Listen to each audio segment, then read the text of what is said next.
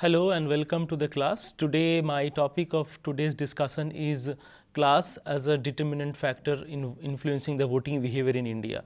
As we know that class is an important political category, and this category requires academic as well as intellectual inputs and to understand the India's scenario. India being a vast country with huge diversity in terms of ethnicity, caste, class, gender and so on and so forth. Therefore, understanding class would be of course an complex issues, but also is an important aspect. Well, the objective of today's class would be to understand the meaning of class, nature of class and its changing trends in India, role of class in Indian politics, and how class influence the voting behavior. Let us define a class. There are multiple meanings and definitions of class. It is also a much complex and contested concept. The concept of class has greater explanatory ambitions within the Marxian tradition than in any other traditions in social theory. Thus, the places greater burdens on its theoretical foundations. It is the most ambitious form. Marxists have argued that class or a very closely linked concept like mode of productions of the economic base was the center of general theory of history, usually referred to historical materialism. According to Karl Marx, a class is defined by the ownership of property. Such ownership vests a person with power to exclude others from the property and to use it for private purposes. In relations to property, there are three great classes of the society: the bourgeoisie, which is like who owns the means of production such as machinery and the factory building, and the source of income is the profit. Landowners is another important category whose income is basically from the rent, and the third category called proletariat, who owns their labor and sell it for the wage. Marx therefore, to understand what is class, class is basically a form of social stratifications which is defined in purely economic terms. The relationships are analyzed in terms of ownership and non-ownership of means of productions. The owners as the haves and the non-owners are have-nots. The Marx proposed that in all stratified societies there are two major social classes: the ruling class, which is like the subject class, and another the ruling class, another one is the subject class, which are definable in terms of ownership and non-ownership of resources. The power of ruling classes is chiefly derived from the ownership and control of the forces of productions, which is called mode of productions, and this power leads to the ruling class to exploit the subject class, in which the turn creates a basic conflict interest between two groups. Therefore, Marx also argues that political power derives from the economic power of the ruling class, that is, from the ownership and the control of means of productions. He suggests that the social institutions are also shaped by economic factors, that the ruling class thus dominate these institutions or social, which he called superstructure. Religion, ethnicity, caste, gender, these all are superstructure, and economy is the base. Therefore, these social institutions provide the tools for ruling class, class dominations and operations of the subject class. Well, there are different Marxian traditions as well as Weberian traditions. Max Weber, an important, very influential sociologist, German sociologist. Marx's main argument is the class is determined by the economic factors alone, whereas in contrast, in opposition to this idea, Max Weber argues that social stratifications cannot be defined solely in terms of class and the economic factors which affect the class relationship. Therefore, he is taking class or economic factors as an important category, but not the only category. Weber argues that class is only one form of stratifications, the other dimensions being status, party. Weber, like Marx, states that main class divisions are caused by economic factors, suggesting situations in terms of possession of goods and services and for income as a result of working a commodity or a labor market. Weber agrees with the Marx the ownership versus non-ownership debate, which provides the main basis of class divisions. However, Weber identifies four major or main classes as opposed to Marxian understanding of two classes. These classes are, according to Weber, the manual working class, the petty bourgeoisie, the propertyless white collar workers, and the dominant entrepreneurial and propertied groups. Weber argues that class is a distinct from status. Status is referred to as the evaluations made by other regarding social positions, which result into attributions of positive or negative social esteem. In Weberian terms, the consideration of status is important because sometimes status rather than class provide the basis of social group, which is a common interest and common identity. And furthermore, the presence of different status group within a single class leads to weakening of class solidarity and decreases the potential for the development of class consciousness. Let me give an example. In any context, for example, in India, there is a slight distinctions of status. For example, a kind of respect a teacher gets from the society, though he or she might not earn huge money, but in terms of social respect or social status, he or she has a huge social status in Indian society. Whereas, for example, a businessman or business lady, and in terms she has or he has huge money, but in terms of social respect, his or her class nature is something different. Therefore, understanding Weber is also an important category in order to understand the various stratifications and understanding of the concept of class. In Indian context, defining class in Indian context is quite complex issues. We know there are so many variables. You have so different identities, the primary identity, secondary identity, the primordial identity, and so on and so forth. Class has come to occupy a key major area of interest while understanding the structure of society and the dynamics of power involved therein. In space and time, determining the class itself as nature as well. Therefore, understanding class is an important task for all, not only for political scientists, but also those who engages with the society and the very complex nature of class and the formation of the class.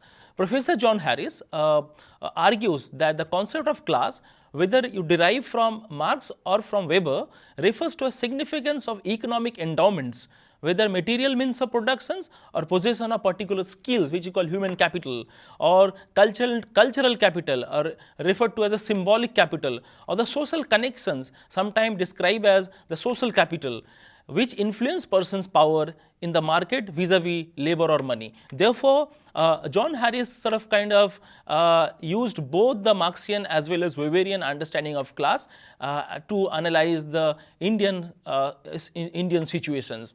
Therefore, totally, in order to understand class in India, you cannot totally rely on purely European concept to understand or analyze this Indian society. One has to understand the very nature and formation of class in a larger Indian context.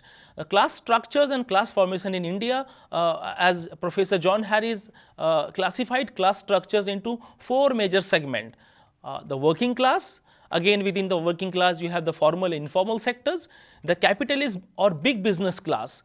The third category is the middle class, which is important and dominant class, and the last one is the agrarian classes. Now, understanding the working class in India, this is very important aspects to understand, analyze Indian politics, class and politics. The formal working class or labor force in an organized sector, which is also rapidly declining, and due to multiple reasons, due to the nature of productions, nature of capital, and also the partyizations of labor union. I mean, we have in the Indian National Congress, they control INTUC, INTUC, which is like basically labor organizations of the Congress party. Then again, in the Communist Party of India, Marxists, we know the labor organizations called CITU, Center for Indian Trade Union. BJP also controls, they have also labor union called Bharatiya Mazdoor Sangh. So now you have a partyizations of labor, which basically restricts the independent autonomy of labor politics and their influence in politics. Within the formal working class, as Professor Reena Agarwala calculates that only 7%, and I repeat, only 7% of labor force as a whole, or 18% of non-agricultural labor force is in informal or protected employment. I mean, the kind of debates or popular media debates we see, like which will not tell us the real picture. Here we have empirical evidences that only 7%, and if you engage non-agricultural workers as well, it will up to 18% according to Professor Reena Agarwala, that engage in formal sectors. And then again you have a huge sort of informal, or which you call unorganized sector. The overwhelming majority of those in Indian labour force are into informal employment, which is unprotected by labour laws. I mean, they hardly get that social security, very little access to this social security rather. Professor Barbara Harris White, she estimates that approximately 83%, in 83% of total populations work wholly in the informal sectors. This is quite big number. In India, you have vegetable vendors, agriculture labor, and so on, and different kind of categories of laborers into informal sectors. Now you have a capital or big business class. This is the second category, as Professor John Harris, according to the classifications given by Professor John Harris. The capital or big business class. Well, there's a history of capitalism and history of big business class. We know the growth of Birla and then Tata. They have a historical rooting right at the time of colonial time and much before that.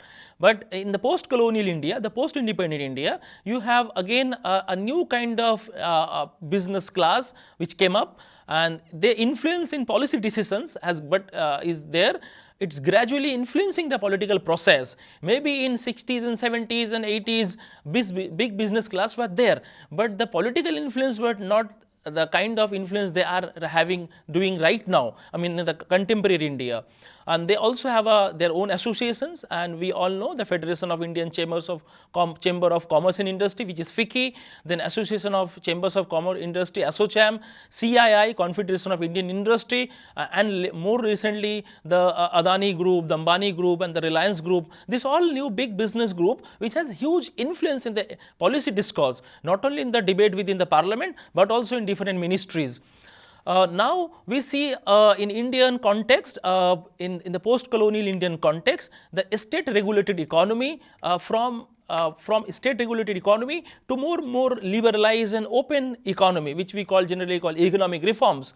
In the state regulatory economy, or we largely call a Nehruvian polity, Nehruvian economy, largely a socialistic flavored economy. There the business class were there, but their influence on politics was limited. And again in 70s and 80s, we know the term called license permit Raj, and the strong role of bureaucracy, sometimes we call red tapeism. And this license quota Raj to a single window system. Right now in almost all Indian states, including different other countries as well, they are opening up their places for foreign capitals, for big capitals. That's why you see our different state or government, including different ministries, they organize different kind of program, and all sort of a single window system where the industrialists or the entrepreneurs can come and invest. And this is not limited to the Indian capitalists alone, rather there are a lot of entrepreneurs, multinational companies from abroad as well.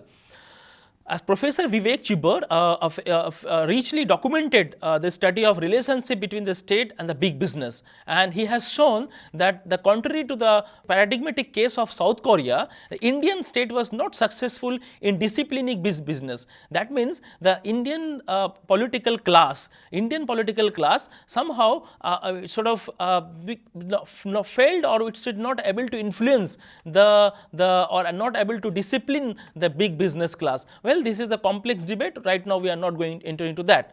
The another third category called middle class, and this is a very important aspirational class, an important class. In order to understand Indian politics, one has to take a nuanced understanding of this middle class.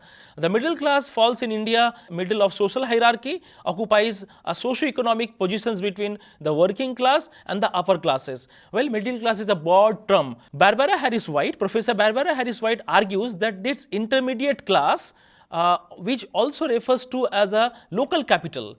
It's not a big capital, but it's a local capital. Redefine the state's officials' development project, and they exercise considerable power to influence the policy decisions in different states. Michael Kalecki, who used intermediate class, the term intermediate class, so referring to a class of small landowners, rich and middle peasants, merchants of rural and semi-rural township, small scale manufacturers, and also the retailers. The substantial pace of growth of this class was primarily attributed to the incentivizations for private capital investment and opening of the economy to foreign investment. The total number of people in the middle class, approximately 30 million in 1990s, and 1%, which is 1% of the total populations of India, the percentage of those in the middle class began rising steadily. It's about 5% of the population in 2004. During 8-year time period between 2004 and 2012, the middle class doubled its size, and from 300 million to 600 million. And now if you look at the more recent data, you see a mammoth rise of a neo middle class as a new category within the middle class. In the contemporary political scene, middle class is substantially influencing the political process.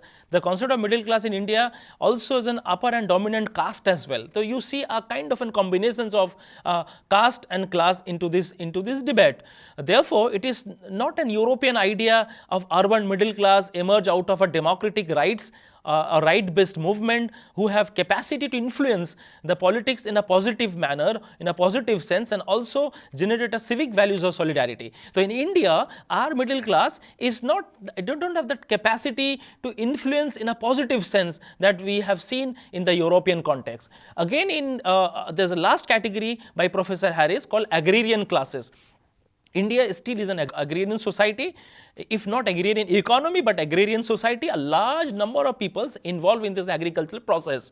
Let me just give a bit clarity into this. There are common confusions about that we are around 70%, 80%, 60% people calls it agricultural or agrarian community, which is not exactly the case. Well, the people engage with agriculture or cultivation according to the census definitions, it less than even or around 10%, but people's engage with the agrarian sectors is something close with 50 to 60%, but that numbers reducing rapidly with this onslaught of neoliberal economic reforms.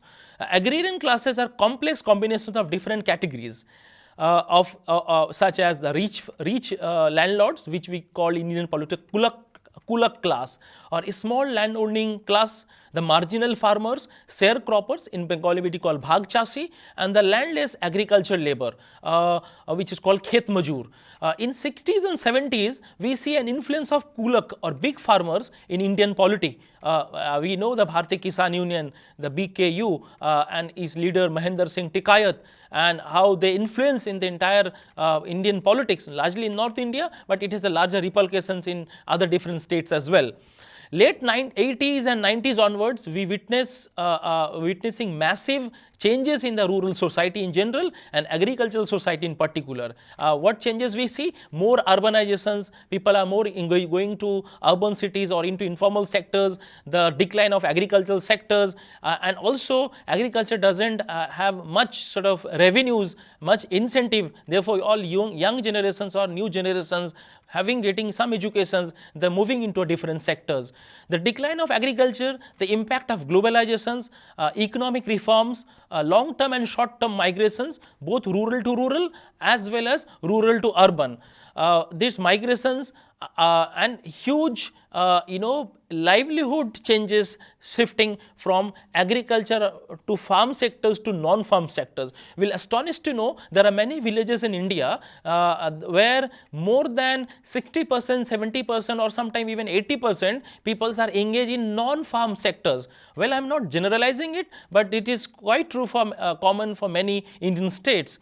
Land is no longer an important or principal basis of status and power. We see the democratization of family, the inheritance law, land is getting divided. Therefore, it's neither is playing an important role, important category of livelihood, nor does it that political capacity to influence the everyday politics or everyday policies. But in spite of this, a large number of people do involve and engage with these agricultural or agrarian sectors as marginal farmers or landless agricultural laborers. The class of rich farmer coming mainly from higher ranking caste appears to have declined significantly. The farmers movement in India that have been successful in drawing support from rural classes across the rural classes, sometime on caste line, but it also invoked the imaginary conflict between the rural Bharat and the urban India, the Bharat-India distinctions. But in the recent years, we have seen that the mobilizations, the kind of power the farmers' union, the kind of power the farmer movement used to hold in 80s or 90s, even in late 90s, but that slowly, rapidly declining. As Professor Zoya Hassan argued and suggested with regard to Uttar Pradesh, that this form of mobilizations of class interest has been reduced by the or replaced by the politics of Hindutva based on the identity and many other markers of identities. The poor loosen the ties of dependence but exercise little leverage over the political space.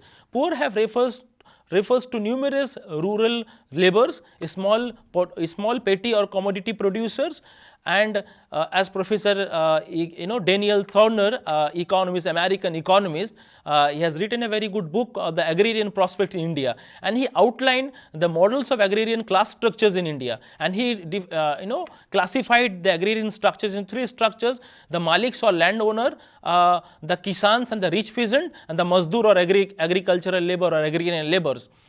Maliks who received their income from the land and kept their high levels of rent and the wage level of sharply low. The rent was paid by the peasant, sharecroppers and subtenants.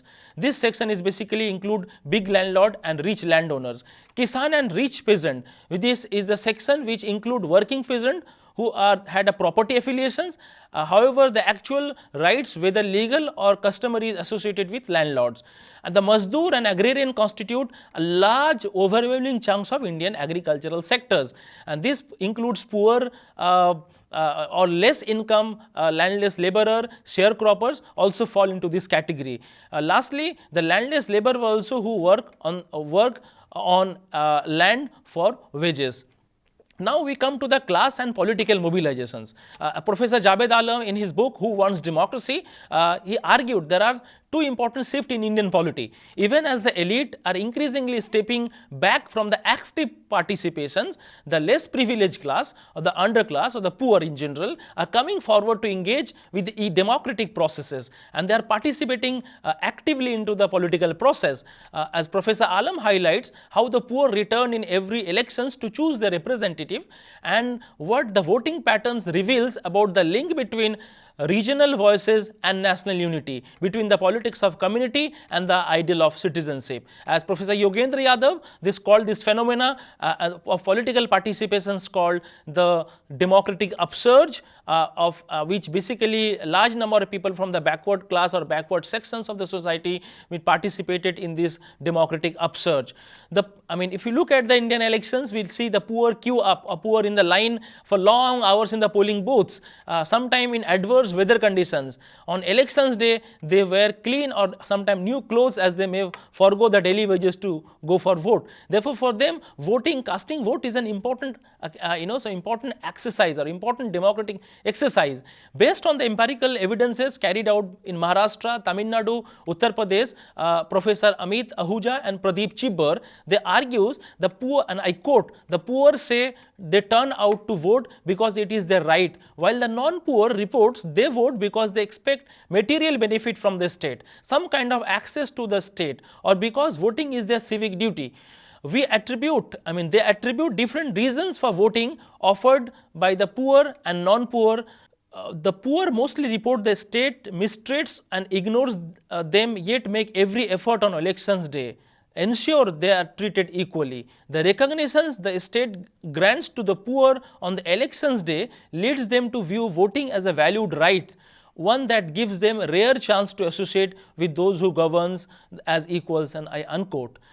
Why poor votes? Responses from the margins. From their same empirical qualitative survey, Ahuja and Chibber, in their focus group fieldwork, when they ask the poor why they turn out to vote, they often emphasize the same motivations.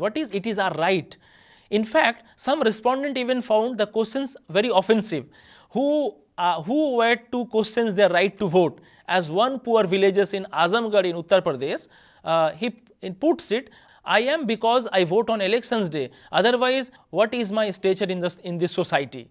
Many said that on the elections day, elections matter a lot to them. Only during the election campaign, they said, do party workers and politicians come to them, seeking them out. Another important participant said, an election is one event which ties us to the government. Politicians, people like you, journalists, even everyone comes looking for us. If we don't vote, there would be no elections and no one would even know our existence. Therefore, for poor, for the underclass, elections is also not only the matter of recognitions, but of the issues of existence as well. If I don't vote, one of the respondents argued and said, if I don't vote, I am dead to the state. Therefore, in order to felt your presence, in order to make sure that you are there, a poor, large numbers of poor do cast their votes. The class and voting patterns, as Dr. Sanjay Kumar from CSDS, Center for Studies of Developing Society in Delhi, in his book Changing Electoral Politics in Delhi from Caste to Class, and he argued with the large elections data about the increasing relevance of category of class as an important determining factors of voting in the context of Delhi. Politics in most of the Indian states is discussed mostly in terms of caste and ethnicity. Such analysis is so popular that we tend to believe that elections in India are only about caste and ethnic cleavages, and the economic consideration hardly play any role in voter mobilizations. The larger question at this juncture could be about the role of economic and social classes in shaping the cleavages structures of political dominance of the city. So this is an interesting debate. All people, they argue that Indian electorates, they only vote their caste rather than casting the vote, they vote their caste. The caste class dynamic in India has also changed because of economic policies of the government, especially in the new economic policies of the globalizations and liberalizations in the late 1980s. The urban centers where the impact of the process of liberalizations could be seen. The urban centers saw two kinds of movement, the increasing numbers of both rich as well as the poor. The post-liberalizations phase, he also witnessed a change in the political processes. Class and voting patterns, liberalizations and democracy are moving the Indian economy and polity into two opposite directions, two opposite poles. People who are excluded by the economy or markets are included by the politics of democracy. The rich dominate the economy now more than earlier, but the poor have a strong voice in the policy more than the earlier. This is a very interesting debate which is in India. That's why you see almost all the political parties, whether it is BJP, whether it is Congress, whether regional parties, almost all political parties are going for some kind of an populist, quote unquote populist kind of political debate, so that they could gather or they could capture the imaginations of these social constituencies. Well, people often use elections to choose their representative and the government, but rarely can they use elections to choose politicians that matter most to them. In Delhi, in the case study of Delhi, if someone belongs to the same caste, the voting patterns may not be similar. The kind of an homogeneous understanding that all people vote similarly, all people vote homogeneously, caste group or ethnic group vote homogeneously. It might be true, but it's not true for all the cases. Here, class is also an important factor. Middle and new middle class and their political mobilizations. Professor E. Sridharan, in his article Class Votings in 2014 Lok Sabha Elections, the growing size and importance of the middle class, he stated that apart from purely numerical effects, the middle class is electorally more impactful relative to the size because it's human capital and the opinion shaping character. Middle class are largely mobile. They could influence the media, they could influence the public opinion. The pro-BJP swing among the middle classes indicated that Lokniti post-poll survey, CSDS run post-poll survey, cannot be attributed to only an anti-minority shift or in a middle class opinion. Nationally, not to simply economic dissatisfaction or to a broader attitudinal shift towards economic liberalizations. Professor Professor Christoph Jaffello argued, this class has played a more important role than before in the 2014 elections, Lok Sabha elections. Class-based voting patterns have contributed to the success of Narendra Modi, and not only because he has capitalized on the support of middle class, traditionally which has been pro-BJP, but also because he has attracted large section of emerging new middle class or a new middle class, a large section of new middle class, an aspiring social category born out of economic growth of the previous decades. This new class has put the very notion of OBCs in questions. In particular, in the Hindi belt, in the North Indian belt, its stronghold in 1990s. The BJP benefited from the differentiations of OBC in the socio-economic terms. It upwardly mobile layered expected Modi's job and development in general. Therefore, within the OBC caste, this is very important, crucial matter. In the post-Mandal politics, even within the OBC, we see a more forward caste as well as backward caste. The forward class within the OBC, the forward caste as well as forward class within the OBC, they largely voted for BJP in 2014 as well as 2019 elections. Therefore, this is not only about the Hindutva based on only about a particular what you call Brahminical understanding of caste. Rather, this is we see a more expansion of class based sort of political behavior across India, and more specific in North India. If you look at West Bengal, in West Bengal, the left front government by the Communist Party of India Marxists, who ruled the state for nearly 3.5 decades from 1977 to 2011, largely on the basis of class voting by different socio-economic groups such as rural agrarian poor, marginal farmers, landless laborers belong to SCs, STs and large chunks of minority Muslims. Subsequently, Trinamool Congress, government led by Mamata Banerjee, managed to secure large number of votes from the rural and urban poor. She has introduced many popular schemes such as Swasthya Sathi, a free health insurance scheme, free health scheme, Kanyasri for the female student to prevent dropouts and early marriage, which is quite rampant in different parts of rural Bengal, Ruposri and the Sabuj Sathi. All these schemes basically targeting the poor help Mamata Banerjee in retaining the power for the third term. Thank you.